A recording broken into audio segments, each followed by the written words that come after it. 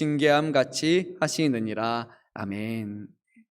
오늘 우리에게 주시는 하나님의 말씀입니다. 좋은 부모라면 우리의 자녀들이 행복한 삶을 살기 원합니다. 나이 들어서 그 인생을 돌아보며 후회 안 하고, 그리고 고생 안 하고 가급적이면 잘 살 수 있기를 바랍니다. 이 자리에 나와 있는 대부분의 부모님들은 인생을 살면서 이미 많은 고생을 했기 때문에 그래도 우리의 자녀들은 우리가 겪었던 그런 어려움들은 좀 덜어내고, 그리고 고생을 조금이라도 덜하고 좀 다른 삶, 더 행복하고 덜 고생하는 삶을 살기를 아마 원할 겁니다. 그래서 부모의 마음은 자녀들에게 교육이라는 이름으로, 때로는 훈육으로, 그리고 일상 속에서는 잔소리로 우리 자녀들에게 전달됩니다. 물론 부모가 모든 것을 하나하나 다 가르쳐 줄 수는 없습니다. 부모가 배운 것과 자녀들이 지금 배우는 것은 너무나 다르기 때문이며, 우리가 살아가는 이 세상은 지금 시시각각으로 빠르게 변화하기 때문입니다. 그래도 부모는 자신들이 경험한, 그 인생을 통해 경험한 것을 토대로 해서 자녀들에게 인생의 지혜를 전해주기를 원합니다. 그래서 우리가 늘 잔소리를 하는 겁니다. 오늘 본문 말씀에서도 우리가 잘 아는 지혜의 사람이라고 알려진 솔로몬도 자신이 너무나 사랑하는 그 자녀를 생각하면서 자신이 경험한 그런 지식과 그 지혜를 통해서 자녀들에게 가르침을 베푸고자 합니다. 그래서 오늘 잠언 3장 1절 말씀을 보면 솔로몬은 이렇게 말합니다. 내 아들아, 나의 법을 잃어버리지 말고 내 마음으로 나의 명령을 지키라 라고 이렇게 말을 합니다. 솔로몬이 자녀들에게 가르침을 베푸는 이유는 단 한 가지였습니다. 3장 2절 말씀이죠. 그리하면 그것이 내가 장수하여 많은 해를 누리게 하며 평강을 더하게 하리라. 쉽게 말하면 자녀들이 오래 살고 건강하게 살고 복되고 그렇게 잘 살게 하기 위해서 이 가르침을 베푼 겁니다. 자녀를 사랑하고 또 자녀의 미래를 생각하는 여느 부모와 같은 그 심정으로 자신이 인생 가운데 깨달은 그 지혜를 바로 사랑하는 자녀에게 전해주기 원했고, 하나님께서는 그 솔로몬이 전해준 그 지혜의 말씀을 오늘 우리가 함께 나눠야 될 그런 생명의 말씀이라고 이렇게 전해주십니다. 솔로몬이 그의 자녀에게 전한 그 말씀의 내용은, 핵심은 5절에서 7절에서 이렇게 기록이 되어 있는데 세 가지였습니다. 우리의 지혜가 아닌 하나님을 신뢰하라. 그리고 두 번째는 삶의 모든 영역에서 하나님을 인정하라. 그리고 하나님 앞에서 겸손하라 라는 이 세 가지를 전했습니다. 우리의 지혜가 아닌 하나님을 신뢰하고, 삶의 모든 영역에서 하나님을 인정하고, 하나님 앞에서 겸손한 삶을 사는 것, 그것이 그가 자신의 자녀에게 물려주고자 했던 그런 가장 복된 가르침입니다. 그런데 이런 가르침, 생소한 가르침이 아닐 겁니다. 우리가 말씀을 계속해서 보다 보면, 또 신앙생활을 하다 보면 늘 이런 것을 하나로 뭉쳐서는 아니지만 우리가 전해 듣게 됩니다. 그러면 이럴 때마다 우리에게 드는 또 한 가지 생각이 있을 겁니다. 아는 내용이고 들었던 내용입니다. 그런데 구체적으로 우리는 어떻게 해야 합니까? 아니, 하나님을 어떻게 신뢰해야 됩니까? 삶의 영역에서 하나님을 인정한다는 것은 과연 무엇입니까? 하나님을 앞에서 겸손한 삶을 살아가는 것은 과연 무엇입니까? 라는 그런 구체적인 그런 질문을 우리는 남게 되는 것 같습니다. 그래서 솔로몬도 이것을 너무나 잘 알고 있었습니다. 그래서 솔로몬은 자녀가 이 가르침대로 이제 앞으로 살아가기 위해서 앞으로 맞닥뜨리게 될 가장 현실적인 문제, 그것을 바로 이어지는 말씀, 오늘 우리가 나누는 말씀에서 실제적인 예로서 이제 거론합니다. 그것이 바로 9절 10절의 말씀입니다. 어떤 문제일까요? 우리가 9절 말씀을 다시 한번 한 목소리로 읽도록 하겠습니다. 내 재물과 내 소산물의 처음 익은 열매로 여호와를 공경하라. 우리가 하나님을 신뢰하고 인정한다는 것을 어떻게 확신할 수 있을까? 오늘 솔로몬은 바로 재물과 소유에 대한 우리의 가치관을 통해서 우리가 정말로 하나님을 신뢰하는지, 정말 하나님은 우리의 삶 가운데 모든 영역에 우리가 인정하고 있는지를 알 수 있다라고 말합니다. 재물과 소유, 너무나 우리에게 중요한 거잖아요. 우리의 삶에 빼놓을 수 없는 필수적인 요소이기 때문에 정말 재물과 소유를 통해서 하나님을 공경하고 영광스럽게 한다는 것은 우리의 마음과 그리고 우리의 뜻, 우리의 삶의 고백이 진실되라는 것을 분명히 의미할 겁니다. 자본주의 사회에서 재물과 소유는 정말로 핵심 가치에 해당하는 겁니다. 돈으로 안 될 것이 없다라고 우리는 말합니다. 그리고 돈으로 안 되면 더 큰 돈을 가지면 우리는 할 수 있다. 모든 것은 다 돈으로서 해결할 수 있다. 돈이 없으면 삶이 힘들고, 돈이 많으면 우리가 좀 편안한 노후를 그리고 즐기고 행복한 삶을 살아갈 수 있다. 모든 것이 결국 재물과 소유로 귀결되는 사회가 바로 우리가 살아가는 이 자본주의 사회일 겁니다. 그래서 우리가 부모로서 우리도 자녀들에게 어떤 직업을 가져라 라고 말할 때 제 머릿속에 우리가 염두에 두는 것이 바로 얼마나 많이 벌고 또 얼마나 안정적으로 살아갈 수 있을까. 근데 그 근간에는 다 결국 돈이라는 것과 연결이 됩니다. 근데 솔로몬은 어떤 사람입니까? 솔로몬은 가장 뛰어난 지혜를 가졌을 뿐만 아니라 그 당시에 이스라엘 전체에서 가장 부유한 사람, 가장 막대한 재물을 가진 사람이, 그리고 그 재물의 가치를 누구보다 잘 아는 사람이 바로 이 솔로몬이었습니다. 그런데 그 솔로몬은 자신의 자녀에게 이렇게 말합니다. 내가 친정 하나님을 신뢰하고 인정한다면 당장 눈앞에 보이는 이익을 위해서 살기보다는 하나님의 말씀에 귀 기울이며 하나님은 우리의 삶을 인정하며 그리고 하나님의 뜻 가운데 행해야 된다라고 말합니다. 하나님 앞에서 돈에 유혹받지 말고 돈보다 더 하나님을 귀하게 여기면 그것이 너희가 복된 인생을 사는 것이다 라고 말합니다. 그렇게 정말 물질을 가지고 소유를 가지고 하나님 앞에 온전히 사용하는 사람들이야말로 진실되게 하나님을 공경하는 사람이다 라고 이렇게 말하고 있습니다. 우리는 말로는 잘하잖아요. 하나님 사랑합니다. 하나님 감사합니다. 하나님 나의 삶의 전부입니다. 나는 하나님을 위해서 살겠습니다. 쉽게 우리는 말하지만, 그런데 하나님께서 우리에게 내가 정말로 나를 사랑하느냐? 그러면 너에게 가장 귀한 것을 나에게 줄 수 있겠느냐라고 물어보면 아마 우리는 하나님 잘못 들었습니다. 하나님 그거는 좀 너무한 게 아닙니까? 라고 그렇게 말할 수도 있을 겁니다. 정말 그게 하나님의 뜻입니까? 아마 우리는 받아들이지 않으려고 할 것입니다. 우리가 잘 아는 대로 하나님은 우리의 돈이나 우리의 소유를 필요로 하시는 그런 분이 아닙니다. 그럼에도 불구하고 성경을 보게 되면 하나님께서는 우리가 수고해서 벌어들인 그런 소유물, 그런 재산의 일부를 분명히 요구하십니다. 그 이유는 다른 것이 아니라 우리의 진실된 마음을 주님께서 보기 원하시기 때문입니다. 진실된 마음, 우리의 마음, 어떤 마음을 주님이 정말 보기 원하실까요? 아마 첫째는 이것일 겁니다. 우리가 수고해서 거두어들인 모든 소산이 하나님께서 우리에게 주신 것이라는 것을 우리가 깨닫고 감사하며 살기 위해서 정말 그렇게 우리가 생각하고 있는가? 정말 그것을 우리의 삶의 모든 영역에서 인정하고 있는가? 그것을 주님은 알기를 원하십니다. 창세기 1장 26절을 보게 되면 하나님께서 이 세상을 창조하시고 그리고 세상에 사람을 자신의 형상과 모양으로 창조하시고 이 세상의 모든 생물을 다스릴 권한을 부여하셨습니다. 그리고 29절 말씀을 보게 되면 뿐만 아니라 땅의 소산을 먹을 권한조차 우리 인간에게 다 부여하셨습니다. 그런데 그럼에도 불구하고 하나님은 모든 것을 누릴 수 있는 권한을 주셨지만, 모든 것을 다스릴 수 있는 권한을 주셨지만 그 세상 모든 것의 소유권을 우리에게 주신 적은 없습니다. 지금도 이 세상의 모든 소유권은 우리가 아니라 하나님께 속해 있다는 것을 우리는 반드시 깨달아야 됩니다. 한 번도 하나님의 손에서 이것은 떠난 적이 없습니다.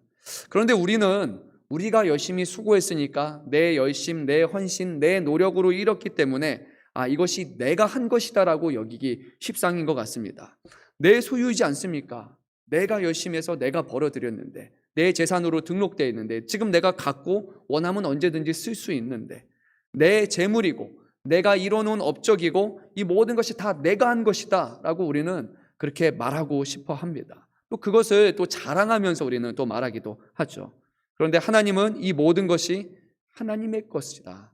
하나님의 것을 통해 우리가 얻어낸 것이다. 아니, 하나님이 우리에게 복을 주셔서 하나님의 것을 누리게 하신 것이다. 그것을 깨닫고 감사하며 살기를 원하십니다. 이 세상을 우리 손에 맡기신 것은 정말 하나님께서 우리에게 주신 아주 크나큰 선물이라는 것을 우리가 기억해야 됩니다. 하나님이 다스리시면 훨씬 더 잘 다스릴 수 있지만 하나님께서 좀 부족한 우리에게 이것을 다스리도록 또 이것을 누리며 살 수 있도록 허락하신 것, 하나님의 선물입니다. 또 둘째로 우리가 진실된 마음이란, 하나님께서는 우리의 삶의 목적이 재물의 많고 적음에 따라 좌우되지 않기를 원하십니다. 우리가 평생 많은 재물을 쌓기 위해서 그렇게 수고하는 인생이 되지 않기를 주님은 원하십니다. 왜냐하면 마지막 때가 되면 결국 이 모든 것을 다 우리가 내려놓고 가야 할 것이기 때문이죠. 2020년에서 이렇게 희망 직업 이게 상위 순위라는 그런 게 이제 요즘에 막 이렇게 인터넷에 올라옵니다. 그러니까 우리 자녀들 초등학교, 중학교, 고등학교 이렇게 세 개를 따로 분류해서 우리 자녀들이 되고 싶은 그리고 희망하는 직업이 무엇인가라고 이렇게 상위 순위를 한번 이렇게 올라온 게 있는데 한번 들어보시면 좋을 것 같습니다. 그리고 과거에 여러분 때 우리 어른분들이 생각했던 거 한번 대조해보면서 보면 좋을 것 같습니다. 초등학생 제일 먼저 되고 싶은 거 운동선수, 그리고 의사, 교사, 그리고 크리에이터라고 하죠. 그리고 유튜버 같은 그런 것을 하는 사람, 그리고 프로게이머. 이게 우리 초등학생의 희망 직업 상위 순위였습니다. 중학생, 교사, 의사, 경찰관, 군인, 운동선수, 공무원에 해당합니다.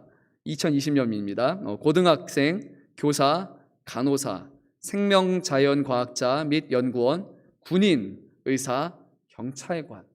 어떻게 여러분이 생각했던 거가 좀 비슷합니까? 다릅니까?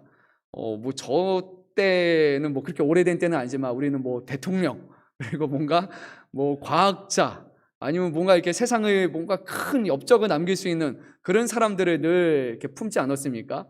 아니 최소한 호랑이는 우리가 마음에 품어야 고양이는 그릴 수 있다, 그렇게 얘기하고 큰 꿈과 큰 포부를 가지고 살라라고 들었던 것이 엊그제 같은데 우리 자녀들은 상당히 현실적으로 많이 변한 것 같습니다. 우선 눈에 띄는 것은 사자 직업을 선호하는 것은 여전한 것 같습니다. 근데 중학생 이상부터는 눈에 띄게 공무원을 선호하기 시작을 합니다. 남성분들 많이 있죠. 군인 되고 싶은 분 몇 분이십니까?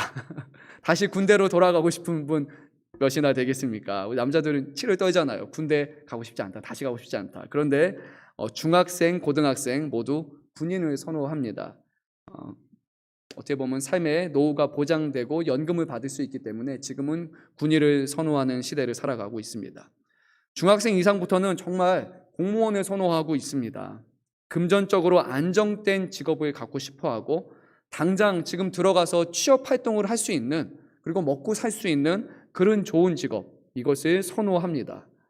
앞으로의 더 큰 꿈, 아니면 내가 하고 싶은 어떤 것을 하는 게 아니라 이상을 이루거나 아니면 세상에 어떤 도움이 되는 일, 그것을 원하는 것이 아니라 지금 가서 내가 먹고 살고 나를 위해서 뭔가 할 수 있는 그것을 지금 원하는 시대를 우리가 살아가고 있다는 겁니다. 그런 의미에서 오늘 9절 말씀은 아주 우리에게 큰 의미를 두고 있습니다. 9절 말씀은 모든 재물이 하나님으로부터 온 것을 인정하고 돈을 버는 것을 삶의 목적으로 하지 말라라고 우리에게 말씀하고 있기 때문입니다. 솔로몬은 오늘 9절 말씀에서 이렇게 말하지 않습니다. 많은 재물과 많은 소산으로 여호와를 공경하라라고 이렇게 결코 말하고 있지 않습니다. 많은 것을 드리면 하나님이 더 큰 영광을 받으신다라고 결코 그렇게 말하지 않습니다. 하나님을 정말 우리가 공경한다면 더 많은 것을 드려야 돼, 그것이 하나님이 기뻐하시는 것이야 라고 그렇게 결코 말하고 있지 않습니다. 얼마를 벌어들이든지 무엇을 우리가 거두든지 그 모든 것이 하나님께서 주신 것임을 우리가 기억하고 인정하고 하나님 앞에 감사함으로 드리라 라고 오늘 우리에게 말씀하고 있습니다. 우리가 어느 순간 많은 것, 더 큰 것, 그것으로 하나님께 드려야지만 하나님이 기뻐하시고 영광 받으신다라는 그런 자본주의적인 생각을 우리가 이미 갖고 있기 때문에 우리가 말씀을 다르게 생각하는 겁니다. 솔로몬은 그렇게 말하지 않았습니다. 그런데 물론 중요한 것이 하나 있습니다. 하나님께서는 우리가 하나님께 드리는 모든 것을 다 즐겨받지는 않으신다는 겁니다. 하나님, 제가 드리니까 하나님 기뻐 받으세요, 이렇게 하면 하나님이 기뻐 받으시지 않다는 겁니다. 솔로몬은 그냥 드리는 것이 아니라 이것으로 하나님을 공경해야 된다. 하나님을 존중해야 된다. 우리가 드리는 것을 통해서 하나님을 영화롭게 높여야 된다라고 말합니다. 다른 말로 하면 정말 하나님이 기뻐 받으실 만한 그 자세로 우리가 하나님께 드리는 것, 그것을 오늘 자녀들에게 가르치고 있습니다. 성경의 좀 앞부분으로 돌아가게 되면 우리가 잘 아는 대로 인류의 조상 아담과 하와는 결국 하나님의 뜻에 불순종해서 범죄해서 에덴 동산에서 쫓겨났습니다. 그런데 하나님은 아주 자비로우신 분이기 때문에 여전히 아담과 하와에게 땅의 소산물을 얻을 수 있도록 그것을 허락을 하셨습니다. 너희가 땀을 흘리고 수고하지만 거기서 얻어낸 것으로 너희가 먹고 살게 될 것이라고 말씀하셨죠. 얼마 후에 하나님께서 아담과 하와에게 두 아들을 주셨습니다. 두 아들의 이름 혹시 아십니까? 우리 친구들 아나요? 두 아들, 가인과 아벨. 그렇죠. 네, 가인과 아벨 두 아들을 줬습니다. 이 두 아들들은 그리고 열심히 일을 해서 땅에서 얻은 소출을 가지고 이제 하나님께 드리게 되었습니다. 가인이 형이었죠. 형 가인은 땅에서 거둔 곡식으로 하나님께 제물을 바쳐 드렸고, 동생 아벨은 양의 첫 새끼와 그 기름을 잘 떼어내 가지고 그것으로 하나님께 예물을 드렸습니다. 그런데 하나님께서는 누구의 것을 받으셨죠? 아벨의 것. 근데 말씀을 보게 되면 아벨과 아벨이 바친 제물을 반기셨다라고 그렇게 말씀합니다. 가인과 아벨 둘 다 하나님께 드렸지만 하나님께서는 둘 다 받으신 것이 아니라 아벨과 아벨이 드린 것을 기뻐 받으셨다고 합니다. 왜 아벨의 것은 받고 가인의 것은 받지 않았을까? 정확하게 알 수는 없습니다. 근데 이런 이유는 아닐 겁니다. 풀보다 고기가 비싸니까 하나님은 가인이 드린 곡식보다는 양고기, 그래도 첫째 어린 양, 그리고 기름, 그래서 주님이 받으신 것은 분명히 아니었을 겁니다. 더 비싸서, 더 값져서 그것을 하나님이 받으신 것이 아니라는 겁니다. 하나님이 원하신 것은 단순히 드려지는 제물이 아니라 하나님께서는 그 마음과 제물을 받기를 원하셨습니다. 그래서 성경 창세기 4장 4절에서 5절 말씀을 자세히 보게 되면 반복적으로 이렇게 말씀합니다. 아벨과 그의 제물, 가인과 그의 제물이라고 이렇게 정확하게 말합니다. 하나님이 원하신 것은 제물이 아니라 그 마음과 정성과 주님을 향한 그 마음을 원하셨던 것입니다. 그것이 하나님께 드리는 제물로서 표출이 된 것이죠. 헌금을 드린다고 다 받는 것이 아니라 이것을 드리면서 준비하는 우리의 마음을 주님께서 받기 원하시고 그것이 제물로 표출이 되는 것이죠. 아벨이 하나님께 드린 양의 첫 새끼와 그 기름은 아벨이 하나님을 어떤 분으로 여겼는지를 너무나 잘 반영합니다. 양의 몇 번째 새끼라고요? 첫 번째 새끼, 첫 번째 얻어들인 첫 번째 소산이라는 것은 하나님 앞에 어떤 마음으로 준비하고 드렸는지를 너무나 잘 표현하고 있습니다. 그리고 그 당시에 기름이라는 것은 고기에 있어서 가장 귀한 부분을 그 당시에는 기름, 곧 지방으로 여겼기 때문에 아벨이 드린 것은 가장 처음 것, 그리고 가장 귀한 것, 그것을 하나님 앞에 드렸던 것입니다. 아무리 우리가 좋고 귀한 것을 드린다 할지라도 진실된 마음으로 준비해서 드리지 않는다면 하나님은 그것을 받지 않으십니다. 그런데 아벨은 자신의 마음을 다해서 가장 귀한 것을 하나님 앞에 아낌없이 드렸고 하나님은 아벨과 아벨의 제물을 기뻐 받으셨습니다. 반면 가인은 어땠습니까? 하나님이 자신과 자신의 제물을 받지 아니하신 것을 놓고 성경을 보게 되면 몹시 분했다라고 말합니다. 어딘가에 이 분풀이를 막 해야 됐습니다. 그래서 하나님의 경고도 무시하고 결국 하나님의 죽이지 말라고 했지만 결국 동생을 죽이기까지 했습니다. 왜 그랬을까요? 가인의 마음은 이런 것이죠. 내가 하나님께 드리면 하나님은 당연히 받으셔야 된다. 내가 수고해서 드린 거니까 하나님을 그것은 기뻐 받으셔야 된다라는 인식이 그에게 있었기 때문입니다. 당연히 받으셔야 될 그분이 받지 않으니까 분노하고 그 분노를 동생에게 퍼부었던 것입니다. 9절 말씀을 보게 되면 처음 익은 열매를 드리는 것은 한 해에 거두어 드리는 첫 수확을 하나님께 드리는 것을 뜻합니다. 그것을 통해 우리가 갖게 되는 의미는 한 해의 수확이 우리의 열심으로 걷어낸 것이 아니라 하나님의 축복에서 비롯된 것이라는 것을 우리가 하나님 앞에 감사함으로 고백하는 것입니다. 다른 것이 아닙니다. 그것이 무조건 귀하기 때문이 아니라 이 모든 것을 주신 하나님께 감사함으로 시작하는 겁니다. 하나님이 가인과 아벨에게 원하셨던 것도 아마 그런 것이었을 겁니다. 모든 것이 하나님으로부터 왔음을 기억하고 소득의 일부를, 또 가장 귀한 것을 하나님 앞에 감사함으로 드리는 것. 비록 에덴 동산에서는 쫓겨났지만 하나님은 여전히 가인과 아벨 그리고 아담과 하와의 하나님이 되시며 그들을 도우신다라는 것을 믿고 인정하는 것.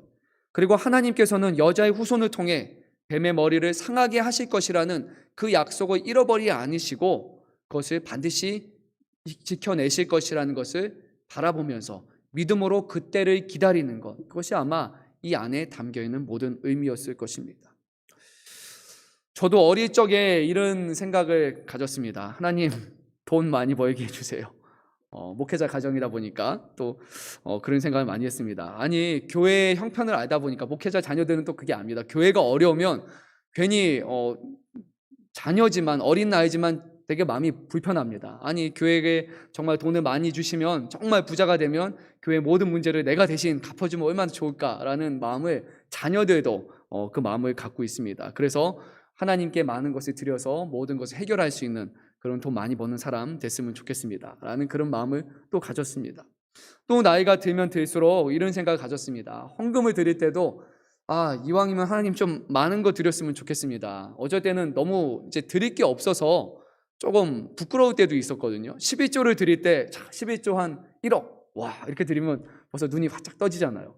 나는 막 하나님께 11조를 그렇게 드리는 사람이야. 그러면 정말 11조 준비할 때도 이렇게 기쁜 마음으로 착착착 이것도 10,000원짜리로 막 이렇게 채워서 막 터질 것 같이 하나님 막 이렇게 드리고 싶은데 그게 아니라 어린 우리들은 100원, 200원, 300원 동전을 거다 넣어서 이게 하나님 앞에 드리는 11조라고 구별해서 드릴 때 아니 좀 많이 드렸으면 좋겠는데 너무 동전 소리가 나면 부끄럽고 좀 쪼잔한 것 같기도 하고 그래서 하나님 좀 복을 주셔서 그래서 돈 많이 벌어서 많은 것 들었으면 좋겠습니다 하고 생각을 했습니다.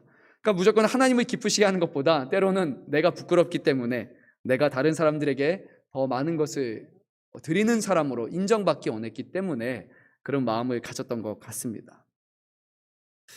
근데 우리가 잘 아는 대로 하나님은 많은 것을 드려야 받으시고 기뻐하시는 것이 아니라 어떤 마음으로 드릴 때 하나님이 기뻐하신다는 것을 우리는 압니다. 2렙돈을 드린 그 과부의 마음을 주님은 기뻐 받으셨죠. 하나님을 신뢰하고 하나님이 인정한다는 것은 하나님께서 주신 모든 것에 대해서 감사하고 또 감사함으로 하나님께 귀한 것을 우리가 드리는 겁니다.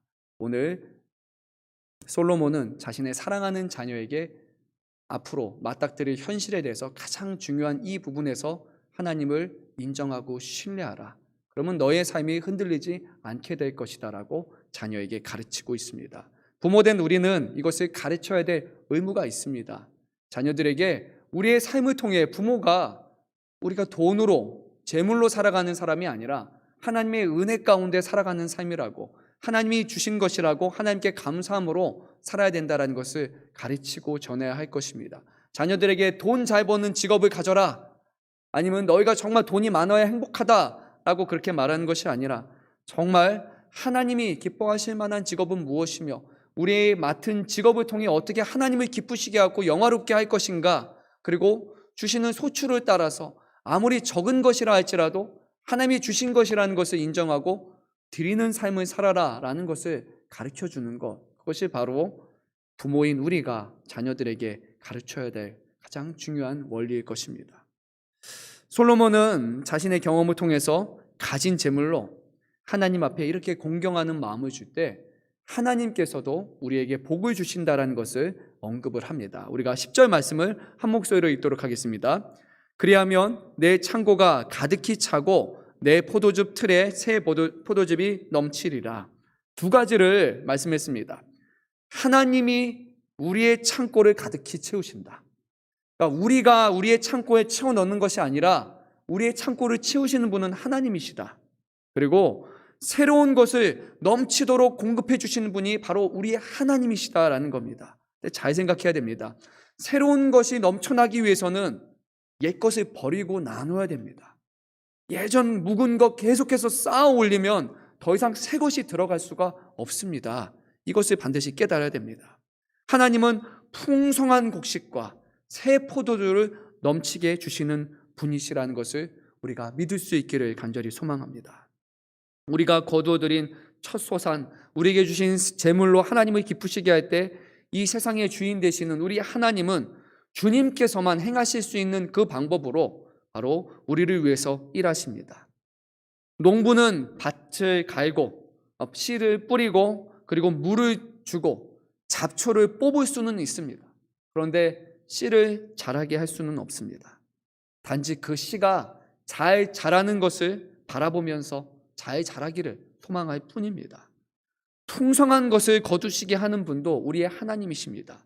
그런데 풍성한 것을 거뒀는데 만약에 우리가 거두어두는 것이 질 좋은 것이 아니라 썩은 과일, 맛없는 과일, 그리고 설익은 과일이라고 한번 생각해 보십시오. 질 좋고 맛있는 열매를 맺게 하시는 분도 바로 우리 하나님이시라고 성경은 말씀하고 있습니다. 열심히 수고했는데 그것이 버려지고 무가치한 것이라면 그것은 얼마나 안타깝겠습니까? 하나님께서 우리가 뿌린 것들을 잘 자랄 수 있도록, 그것이 가치를 드러낼 수 있도록 행하신다고 오늘 성경은 말씀합니다. 하나님은 그런데 아무 이유 없이 우리에게 좋은 것을 넘치도록 베푸시는 분은 아닙니다. 우리가 단지 먹고 마시고 즐기기 위해서 풍성한 것을 주시는 분도 아닙니다. 사도 바울은 이것을 너무나 잘 알았기 때문에 고린도 교회에 보내는 편지에서 다음과 같이 말을 했습니다. 고린도후서 9장 7절에서 8절 말씀입니다. 제가 읽도록 하겠습니다. 각각 그 마음에 정한 대로 할 것이요 인색함이라 억지로 하지 말지니 하나님은 즐겨내는 자를 사랑하시느니라. 그리고 8절 말씀 우리가 다음 말씀을 한 목소리로 읽도록 하겠습니다. 하나님이 능히 모든 은혜를 너희에게 넘치게 하시나니 이는 너희로 모든 일에 항상 모든 것이 넉넉하여 모든 착한 일을 넘치게 하려 하심이라. 아멘. 가장 끝부분에 그 목적이 나와 있습니다. 모든 착한 일을 넘치게 하려 하심이라. 이것이 고린도 교회에서는 당시에 어려움 가운데 있었던 예루살렘 교회에 보내는 그 연보를 위해서 나눠줌에 있어서 이것이 사용되었죠. 뿐만 아니라 하나님께서는 우리의 모든 재물을 통해서 우리에게 축복을 하셔서 선한 일을 행하시기를 기뻐하십니다. 그냥 우리가 곳간에 잘 채워두고 나는 이만큼의 재물이 있어, 나는 이만큼의 재산이 있어, 그거 보고 우리가 마음 평안해하고 즐거워하고 그런 인생을 살기 위함이 아니라 그것을 가지고 선한 일에 사용할 때 하나님께서는 더 새로운 것으로 거기에 은혜로 채워주시고 풍성히 누리며 살아갈 수 있다는 겁니다. 제일 불쌍한 사람은 누구냐면 가진 게 많은데 사용할 줄 모르는 사람입니다. 그냥 모아두기만 하고 그것을 바라보는 사람입니다. 그 사람은 재물의 가치를 알지 못하는 사람이기 때문입니다. 그런데 가진 것이 적다 할지라도 그것을 사용할 줄 아는 사람, 그것을 통해서 선을 베푸는 사람, 그 사람은 재물의 가치를 아는 사람이고 가장 재물을 잘 사용하는 사람입니다. 재물은 쌓아두기 위한 것이 아닙니다. 그것을 통해서 선한 일을 행하기 위해서 우리에게 주신다라는 겁니다. 그렇게 우리가 원한다면 모든 것에 넉넉하신 주님께서 모든 넉넉함으로 우리에게 베풀어 주시사 선한 일을 넘치도록 우리가 행할 수 있도록 주님께서 축복하여 주실 것이라고 사도 바울은 너무나 잘 알고 이것을 고린도 교회에게 전했던 것입니다. 또 한 가지 우리가 유념해야 되는 사실이 있습니다. 우리가 하나님께 제물 드리는 것, 더 많은 것을 받기 위한 투자가 결코 아니라는 겁니다. 하나님께 1을 드렸더니 하나님이 2를 주시기 때문에 그것을 기대하고 드리는 것이 결코 아닙니다. 하나님께서 우리에게 풍족한 것을 베푸시는 것은 하나님 스스로가 우리에게 더 좋은 것을 베푸시기를 원하시는 분이기 때문입니다. 우리가 하나 줬더니 하나님은 의무적으로 2배로 주시는 것이 아니라 하나님이 즐겨 주시기를 기뻐하시는 하나님이시고, 그리고 하나님께서는 자신의 말에 순종하는 사람에게 복을 내려주시겠다고 친히 약속하셨기 때문에 하나님은 그 약속을 지키시기 위해서 우리에게 복을 내려주신다는 겁니다. 하나님은 모세를 통해서 이스라엘 백성에게 이렇게 말씀하셨습니다. 여호와께서 내 창고와 내 손으로 하는 모든 일에 복을 내리시고 내 하나님 여호와께서 내게 주시는 땅에서 내게 복을 주시며 이것은 하나님의 뜻이었고 하나님의 약속이었습니다. 그리고 이후에 말라기 선지자를 통해서 다시 한번 이 약속을 확인하셨습니다. 만군의 여호와가 이르노라, 너의 온전한 11조를 창고에 들여 나의 집에 양식이 있게 하고 그것을 나로 시험하여 내가 하늘 문을 열고 너희에게 복을 쌓을 것이 없도록 붙지 아니하나 보라. 여기서 시험하다라는 의미 자체는 내가 약속을 했기 때문에 너에게 반드시 베푸실 것이다라는 것을 다시 한번 확인시켜 주시는 그런 의미가 있습니다. 하나님은 언약의 하나님, 하나님은 약속의 하나님이시기 때문에 하나님의 말씀과 명령에 순종하는 자에게는 반드시 복을 주시겠다고 친히 약속을 하셨으며, 또 우리가 그것을 지켜나갈 때 주님은 반드시 이뤄나가실 것입니다. 우리가 많이 드려서 하나님이 주시는 것이 아니라 하나님은 우리가 베푸시는 것을, 우리에게 베푸시는 것을 하나님 스스로가 기뻐하시는 분이기 때문에, 그리고 하나님의 뜻 가운데 거하는 자에게 베푸시겠다고 약속을 하셨기 때문에 하나님은 우리에게 주시는 분이십니다. 이런 의문이 우리에게 들 수도 있습니다. 아, 정말입니까?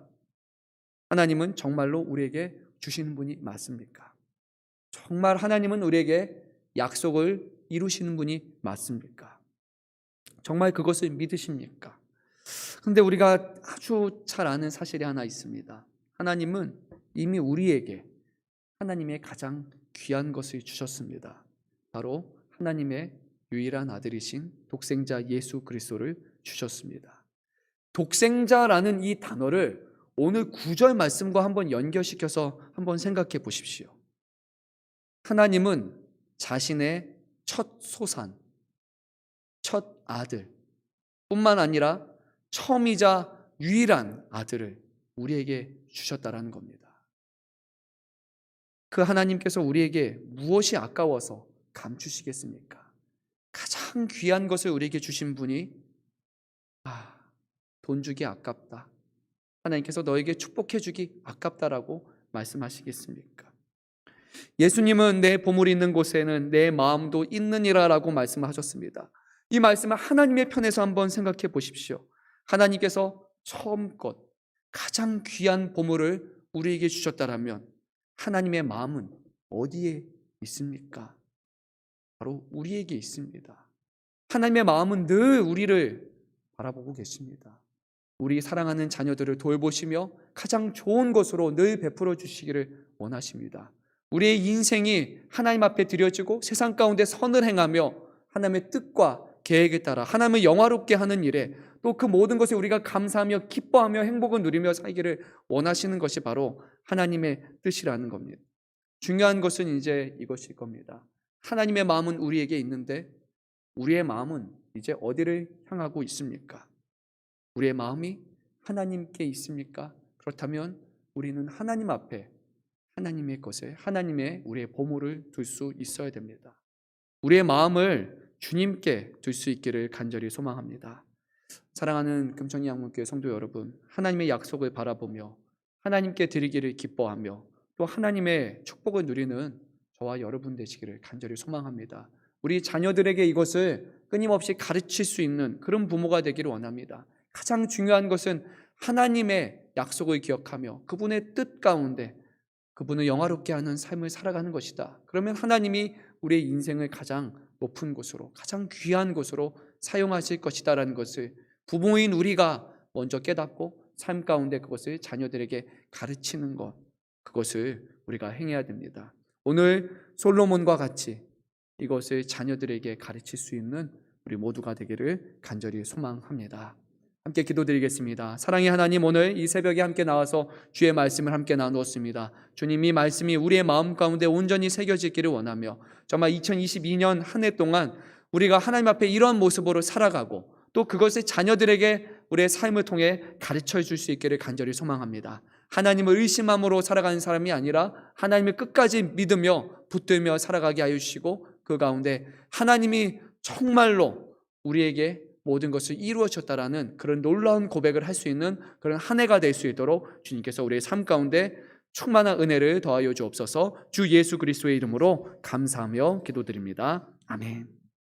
시간 우리가 함께 기도하는 시간을 갖겠습니다. 그 전에 제가 나누고 싶은 것이 있습니다. 제가 최근 J.C. 라일의 부모의 의무라는 책을 계속해서 이렇게 보고 있습니다. 되게 짧은 소책자여서 볼만한 책인데 그 안에 눈에 들어오는 그런 구절들이 몇 개 있어서 잠깐 나누고자 합니다. J.C. 라일은 이제 부모의 의미라는 그 책에서 여러 가지 이제 원리를 제시하는데 한 가지는 이 원리였습니다. 자녀들에게 가르칠 때 다정함과 애정과 인내로 자녀를 훈련하라라고 이렇게 말합니다. 다시 한번 말씀드리겠습니다. 모든 다정함과 애정과 인내로 자녀를 훈련해야 된다라고 이렇게 말을 전합니다.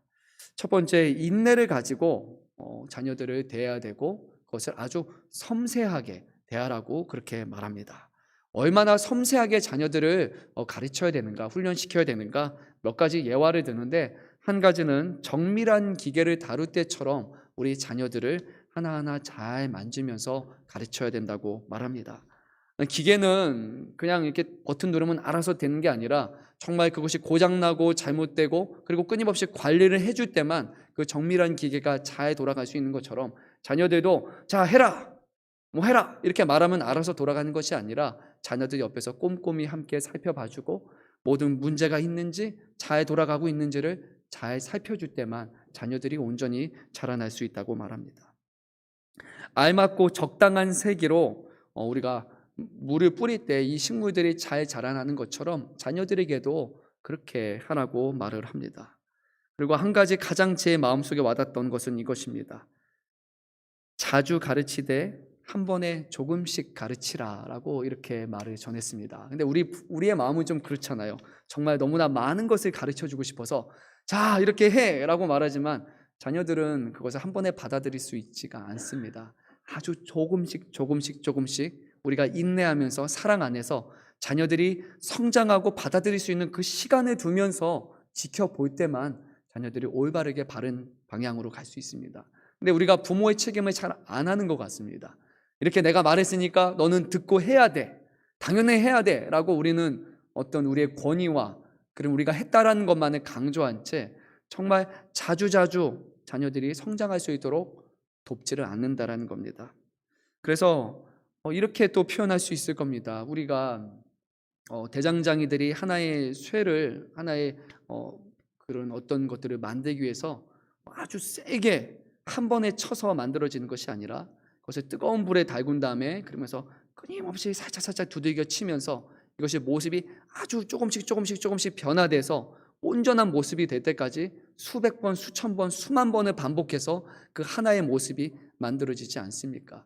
자녀들을 가르치고 자녀들을 훈육한다는 것은 그만큼의 인내를 필요로 하고 그만큼의 사랑을 필요로 합니다. 윽박지르는 것 그리고 화를 내는 것 권위를 가지고 해라 라고 하는 것으로 되지 않습니다. 자녀들에게 우리가 얼마나 많은 관심을 가지고 자주 사랑을 전하고 가르침을 반복적으로 전하고 있습니까? 그렇게 할 때만 우리 자녀들이 올바르게 방향이 이뤄갈 수 있는 겁니다. 세게 치면 휘어져 버립니다. 또 고치기 위해서 또 세게 치면 반대로 또 뒤틀려 버립니다. 계속 세게 치다 보면 나중에는 형태를 가질 수 없는 망쳐버린 것이 될 수밖에 없습니다. 조금씩 사랑과 인내를 가지고 자녀들을 가르쳐 나갈 때 정말 가장 완벽한 모습으로 자라날 수 있는 겁니다. 먼저 부모가 자녀들을 향한 인내를 가질 수 있기를 바랍니다. 그러면 자녀들이 온전히 자라나게 될 것입니다. 함께 나누고 싶었던 내용이었습니다. 이 시간 우리가 함께 기도하기를 원합니다. 먼저 우리 세 가지를 놓고 우리가 기도할 텐데 주어진 말씀과 그리고 우리가 교회와 나라를 위해서 그리고 가정과 자녀를 위해서 함께 기도하기를 원합니다. 말씀 주시는 말씀을 따라서 정말 우리가 하나님을 진심으로 신뢰하는 삶을 살아갈 수 있도록 그리고 우리의 삶을 통해서 이것을 보일 수 있는 그런 부모가 될 수 있도록 우리가 함께 기도하기를 원합니다. 그리고 교회와 나라를 위해서 기도할 때 우리가 지역사회의 빛과 소금이 되는 그런 교회와 우리 개인이 될 수 있도록 그리고 하나님의 말씀이 승리한다라는 것을 우리의 삶 가운데 보여줄 수 있는 그런 부모와 또 자녀와 교회가 될 수 있도록 우리가 함께 기도하시기를 원합니다. 그렇게 먼저 기도 제목을 나누고 끝으로 우리가 가정과 자녀를 위해서 기도하는 시간에 또 갖도록 하겠습니다. 이 시간 우리가 함께 한 목소리로 주님의 이름 부르며 간절한 마음으로 기도하도록 하겠습니다. 주여, 사랑과 은혜가 충만하신 하나님 아버지, 오늘도 우리 삶 가운데 주님께서 함께하여 주시기를 간절히 소망합니다. 우리에게 주신 이 말씀 우리가 기억하기를 원합니다. 정말 하나님을 우리가 얼마나 신뢰하고 있습니까? 얼마나 주님을 인정하고 있습니까? 하나님께서 우리의 삶을 책임져 주실 것이라는 것, 우리의 인생을 주님께서 복되게 하시고 더 많은 선한 일을 할 수 있게 하기 위해서 우리에게 풍성한 것으로, 새로운 것으로 덧입혀 주시는 하나님이라는 것을 우리가 진실되게 인정하고 있습니까? 아버지 하나님, 이것을 우리가 믿음으로 살아가는 자녀들 되게 하여 주시옵소서. 우리의 의심을 걷어들이게 하여 주시고 모든 선한 일에 선한 것으로, 좋은 것으로 베푸시는 하나님을 인정하며 주 앞에 우리의 물질과 우리의 가진 소유를 가지고 하나님을 기쁘시게 하는 삶을 살아갈 수 있도록 도와주시옵소서. 많은 사람들이 정말 더 많이 갖기 위해서 가진 것을 끊임없이 부여안고 살아가고 있는데, 그것이 아니라 나누고 베풀 수 있는 사람 되게 하여 주시고, 정말 가진 주어진 것을 통해서 많은 생명을 살리고 하나님이 기뻐하시는 일들을 행할 수 있는 그런 주의 자녀 될 수 있도록 도와주시옵소서. 물질과 소유가 우리에게 속한 것이 아니라 하나님께서 주시는 선물이라는 것을 우리가 기억할 수 있도록 도와주시고, 의심이 아니라 감사함으로 정말 주님 앞에 이 모든 것을 사용할 수 있는 사람 되게 하여 주시옵소서. 세상이 말하는 그런 가치관과 그런 잘못된 것에 우리가 빠져서 그렇게 동일한 마음으로 가지고 살아가는 것이 아니라 정말 이 모든 것이 하나님을 영화롭게 하고 하나님을 기쁘시게 하는 일에 우리가 모든 것을 사용할 수 있기를 원합니다. 뿐만 아니라 우리에게 주신 모든 달란트와 우리의 삶의 모든 것들을 정말 주님을 위해서 선하게 사용할 수 있는 우리 모두가 되게 하여 주시옵소서. 내 명예, 내 기쁨, 내 만족을 위해 살아가는 사람들이 아니라 정말 어떻게 이 땅 가운데 하나님이 살아계심과 하나님의 선하심을 드러내며 하나님을 알아가게 하며 하나님의 기쁘심을 위해서 우리가 모든 것을 품고 그 길을 걸어갈 수 있는 믿음의 사람 되게 하여 주시옵소서. 주님, 하늘에 소망을 두며 하나님께 우리의 마음을 두며 살아가는 자녀 되게 하여 주시옵소서. 이미 주님의 마음은 우리를 향하고 있고 우리와 함께하고 있지 않습니까? 아버지 하나님, 모든 일에 감사함으로 살아갈 수 있도록 도와주시옵소서. 주님, 우리 교회를 붙들어 주시옵소서. 이 교회가 정말 이 지역 가운데 빛과 소금이 되게 하여 주시옵소서. 주님, 정말 주님이 우리에게 원하시는 시대적인 사명이 있습니다. 이 교회를 이 지역에 허락하신 이유가 있습니다. 우리가 그것을 기억하게 하여 주시고 감사함으로 정말 그 뜻 가운데 살아가게 하여 주시옵소서. 이 교회가 없을 때 이 지역은 더 세상을 향해 나아가며 또 분별하지 못해 살아갈 수밖에 없습니다. 참 빛 되시는 주님을 섬기는 주님의 자녀로서 우리가 빛과 소금으로 살아가게 하여 주시고 우리 안에 함께 하시며 우리 교회의 주인 되시는 예수 그리스도를 증거하며 그분의 가르침을 전하며 살아가는 우리 모두가 되게 하여 주시옵소서. 사랑의 주님, 오늘도 이 지역을 밝히는 교회가 되게 하여 주시옵소서. 이 세상을 밝히는 그런 우리 모두가 되게 하여 주시옵소서. 우리의 자녀들이 큰 꿈을 가지고 정말 세상을 변화시키는 그런 자녀 될 수 있도록 도와주시옵소서. 아버지 하나님이여, 이 나라와 이 민족을 기억하여 주시사 이 어려움 가운데 있는 나라에 정말 하나님이 세우신 교회들을 통하여 주님이 주신 우리들을 통하여 정말 이 나라가 변화되게 하여 주시고 말씀과 진리 가운데 온전히 세워지는 나라가 될 수 있도록 주님이 함께하여 주시옵소서. 주님이 우리 교회에게 주신 사명이 있습니다. 올 한 해 동안 정말 하나님의 말씀과 예수 그리스도를 향한 그 믿음 가운데 끝까지 인내함으로 우리가 하나님을 기쁘시게 하는 그런 교회가 될 수 있도록 도와주시옵소서. 주님, 모든 어려움 가운데 정말 주님 앞에 기도하기를 소망하고 우리의 마음과 우리의 믿음을 하나님께 두는 사람 되게 하여 주시고 그 가운데 교회가 믿음 가운데 바로 세워져 갈 수 있도록 주님 함께 하여 주시옵소서. 주님 붙들어 주시옵소서. 주님, 모든 것을 주님께서 책임져 주시옵소서. 사랑의 주님, 오늘 우리가 주신 말씀을 놓고 또 우리 세우신 교회를 위해서, 나라를 위해서 함께 기도를 했습니다. 주님, 우리의 기도에 모든 마음과 모든 중심이 우리 자신에게 있는 것이 아니라 하나님과 하나님 나라에 있기를 간절히 소망합니다. 우리의 생각과 우리의 뜻보다 하나님의 뜻과 계획이 더 큼을 믿으면서 하나님을 향한 온전한 믿음을 가지고 주의 말씀을 지키며 인내하며 올 한 해 동안 승리하는 근천양문교회 모든 성도 될 수 있도록 주님께서 붙들어 주시옵소서. 주 예수 그리스도의 이름으로 감사하며 기도드립니다. 아멘. 시간 우리가 가정과 자녀를 위해서 함께 기도하기를 원합니다. 네, 대부분의 분들이 함께 이렇게 모여 계신데요. 네, 좋습니다. 오늘 자녀들과 함께 기도했으면 좋겠습니다. 그 전에 한 가지 나누고 싶은 게 있습니다. 어제 이제 저희 원로 목사님께서 저기 장로님들 톡방에 하나 영상을 이렇게 올려주셨습니다. 우리가 익히 아는 내용이죠. 폐허가 된 이 땅 가운데 정말 하나님께서 이 나라를 얼마나 축복해 주셔서 정말 이렇게 강대국이 되게 하여 주셨는지에 대한 그 내용이었습니다. 근데 그거 보면서 이제 몇 가지 눈에 들어오는 문구가 있었습니다. 정말 하나님이 왜 이렇게 연약한 나라, 전쟁에 폐허가 되는 나라를 통해 이렇게 위대한 나라가 되게 하셨을까? 이렇게 강대국이 되게 하셨을까? 거기서는 이렇게 말하죠. 가난한 자, 그리고 핍박받고 고난받는 자들, 그 하나님께서 그들을 사용하셔서 세상 가운데 높은 자가 되게 하신다는 것을 정말 우리나라를 통해서 보여주시기 위해서, 그리고 우리나라를 통해서 더 고난받고 핍박받는 그런 어려움 가운데 있는 그 나라들을 돕기 위해서 그렇게 하나님이 축복하셨다라는 그런 문구가 저에게 상당히 마음 가운데 있었습니다. 그래서 그런 문득 생각이 들었습니다. 10년 전, 20년 전만 해도 우리 교회에서는 자녀들의 미래를 놓고 함께 기도하고 나눌 때 이렇게 얘기를 나눴습니다. 우리 교회, 우리 자녀들은 시대적인 사명을 가지고 살아가야 된다라는 것을 전했습니다. 이 땅에 복음을 전하는 일과 그리고 이 세상을 변화시키는 일을 위해서 우리 자녀들이 정말 하나님의 은혜와 축복을 받아서 그렇게 살아야 된다라고 전했던 그런 기억이 납니다. 그런데 오늘 우리는 무엇을 가르치고 있습니까? 자녀들에게 정말 그런 시대적인 사명을 전하고 있습니까? 이 나라를 바로 세워야 되고 열방 가운데 하나님의 뜻을 전하는 일을 위해서 우리 자녀들이 큰 꿈을 가지고 살아야 된다라고 그렇게 말하고 있습니까? 아니면 그냥 너희 편안한 삶을 살아야 된다, 그냥 건강하고 잘 살아야 된다라는 그런 개인적인 그런 목적을 가지고 우리 자녀들을 가르치고 있습니까? 하나님은 그것을 위해서 우리 자녀들, 또 우리를 이 땅에 허락하신 것이 아닙니다. 정말 우리를 통해서, 우리 자녀들을 통해서 하나님은 지금도 기대하고 계시고 정말 이 자리에 나와 있는 우리 자녀들을 축복하셔서 이 나라를 변하게 하실 것이고 온 열방을 변하게 하시는 그 꿈을 가지고, 큰 꿈을 가지고 지금도 기대하고 계십니다.